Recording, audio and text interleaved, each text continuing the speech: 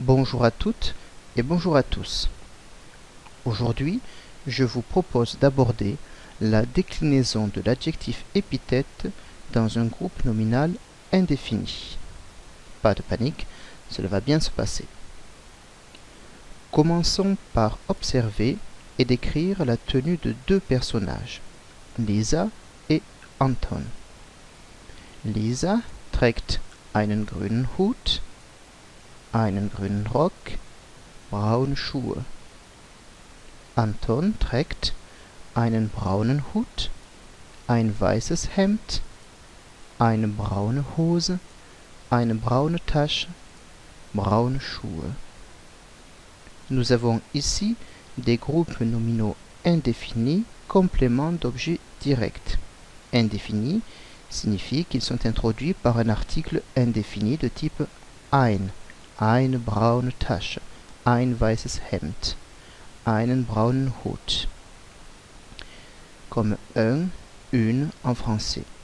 Lisa porte un chapeau vert. Afin de pouvoir étudier l'utilisation des adjectifs en tant qu'épithètes, nous allons tout d'abord observer leur comportement en tant qu'attribut. Lisa trägt einen Hut. Ihr Hut ist grün. Anton trägt ein Hemd. Sein Hemd ist weiß. Anton trägt auch eine Hose. Seine Hose ist braun. Lisa und Anton tragen Schuhe. Ihre Schuhe sind braun. Nous avons ici 4 adjectifs de couleur, grün, weiß, braun, braun, utilisés en tant qu'attribut du sujet. Ils sont placés seuls après le verbe d'attribution sein et sont invariables, à la différence du français où l'adjectif attribut s'accorde en genre et en nombre avec l'élément qu'il qualifie. Sa chemise est blanche, par exemple. Utilisons à présent ces adjectifs en tant qu'épithètes. Ils réapparaissent ici. Grün, weiß, braun, braun. Nous pouvons noter deux choses. Premièrement, ils se retrouvent intégrés au sein du groupe nominal, c'est-à-dire placés entre l'article indéfini et le nom. Comme en français, quand je dis « c'est une belle voiture ». Deuxièmement, on se rend compte que leur terminaison change. À ce titre, on dit qu'ils participent au marquage du groupe nominal. Ainsi, nous avons là einen grünen Hut, ein weißes Hemd, eine braune Hose, braune Schuhe.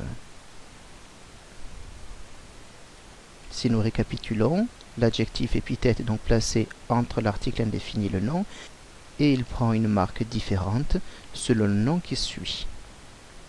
La question est donc de savoir comment choisir la bonne terminaison. Il suffit pour cela de se référer au tableau de déclinaison qui, bien entendu, ne comprend pas seulement l'accusatif, cas du COD, mais aussi les autres cas. Le nominatif, cas du sujet, le datif, cas du complément d'objet indirect, ainsi que le génitif, cas du complément de nom. Rappelez-vous également que les trois derniers cas, accusatif, datif et génitif, ont d'autres contextes d'utilisation.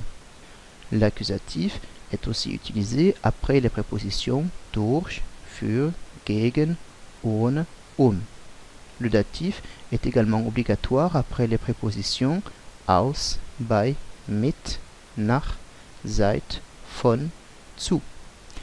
Après les prépositions spatiales in, auf, über, unter, vor, hinter, neben, an, zwischen, nous avons l'accusatif lorsqu'il s'agit d'indiquer une destination et le datif lorsqu'il s'agit d'indiquer une localisation. Il existe également quelques prépositions suivies du génitif. Pour terminer, prenons quelques exemples.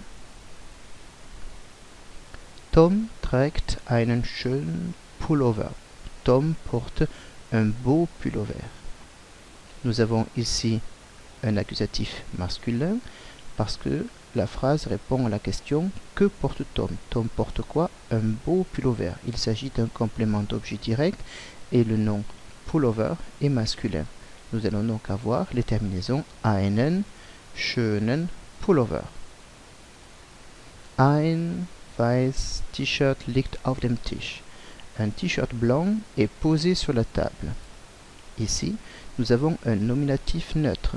Un t-shirt blanc est sujet du verbe liegen.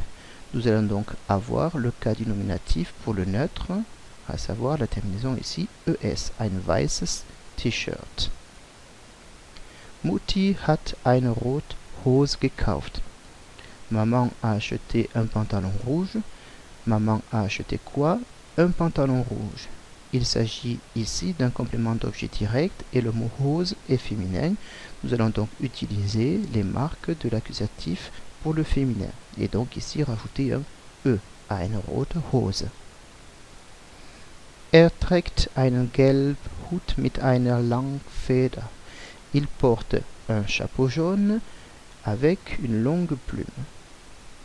Il porte quoi? Un chapeau jaune. C'est complément d'objet direct. Donc, nous allons utiliser l'accusatif. Le mot Hut est masculin, donc nous choisirons l'accusatif masculin. Einen gelben Hut. Dans le cas suivant, nous aurons obligatoirement le datif puisque nous avons la préposition mit. Dans ce cas-là, au féminin, au datif, nous avons la terminaison en. Notez que la terminaison en est de toute façon obligatoire dans les 4 cas du datif ainsi qu'au singulier du génitif. Donc nous aurons mit einer langen Feder.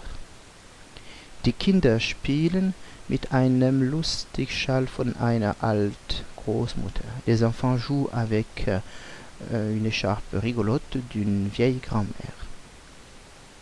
Ici, nous allons également avoir un datif puisque nous retrouvons la préposition mit, sauf que le mot châle étant masculin, nous allons regarder dans la case datif masculin et nous voyons ici que nous avons bien la terminaison en. Von einer alten Großmutter, la préposition von est elle aussi toujours suivie du datif. Donc là, pareil, je vais regarder dans la ligne du datif et croiser avec la colonne du féminin pour voir que la terminaison de l'adjectif épithète doit être en. Voilà. À présent, il ne vous reste plus qu'à vous entraîner en faisant quelques exercices.